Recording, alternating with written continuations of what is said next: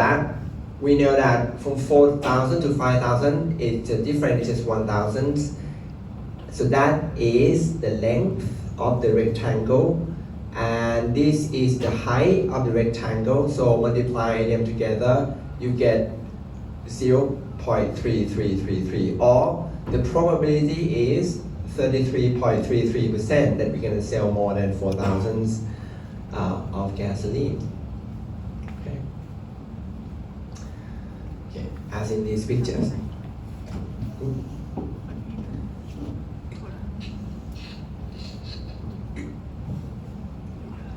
As for the code, it is easy now because you're not calculating from interval, you're calculating from 4,000 to the end of the probability distribution on the right hand side.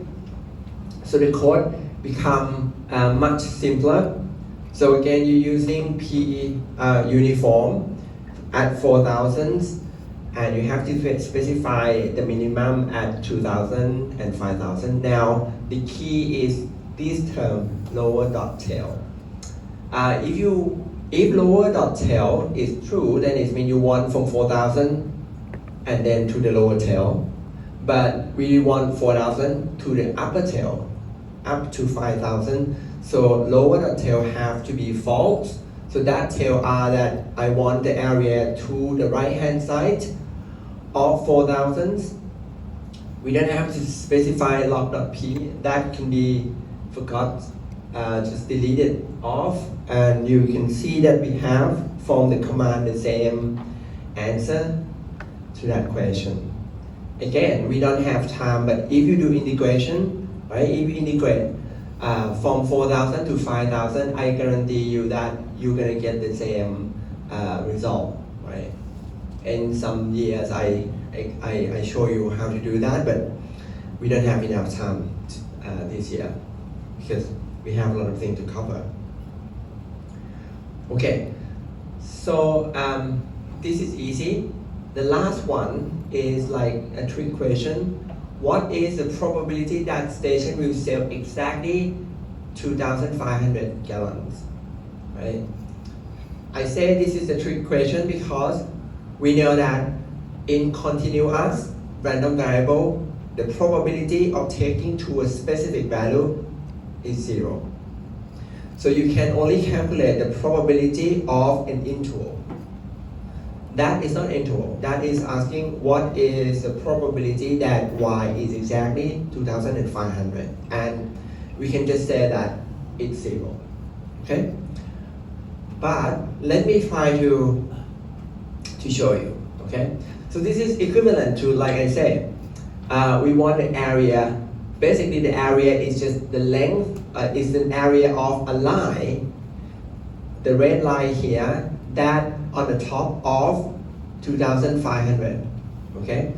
And if this line have 0 length, so it's like very, very thin, so the area should be 0, okay? So if we do the calculation, right?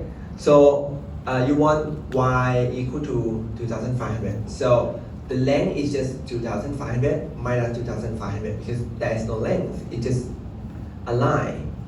So that is the length of the rectangle, and that is the height. But you know that because 2,500 minus itself is 0, so everything is 0. So the math, right? The math say that okay, this probability is 0.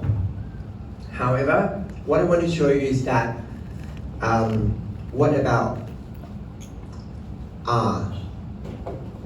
Okay, so R have like any distribution, right? We're gonna have like we're gonna have a name distribution, and in front we're gonna have either D or P or R or Q. Today we're gonna learn about the Q prefix, but I told you that we don't use D prefix for continuous because D is to calculate for a specific value, and when it's continuous, it's going to be 0. So let's try to use it. So I specify I want the probability from the uniform distribution at y equal to 2500 with minimum and maximum like that. And you can see that it returned me not exactly 0, but something close to, right? 0.0003333. So now you can see the difference between the program and the math, right? The math, according to what we calculate here on the top, should be 0, but the program is not. So sometimes it happens like this.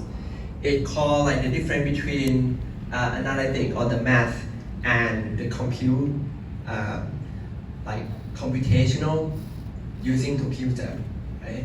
And that is the reason why we have this number, right?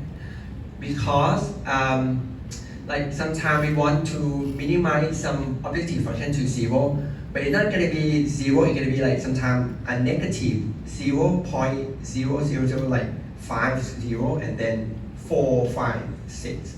So you cannot, like even in optimization, you cannot go exactly 0. It's going to be like something close to 0, but not in computer, right?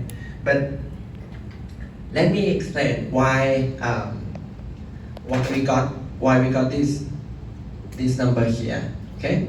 Because what they try to calculate for you is the height here, okay? Is the height here. Because think of a function y, right? Usually when we have a function of y, it means that if you put a y here, it's gonna give us this point on the function of y. So when you put 2500, it gives you that point on the top here. And you know that this length is 1/3000. So if you put on your calculator 1 divided by 3000, that is your number. Okay? And we know that this rectangle, like the whole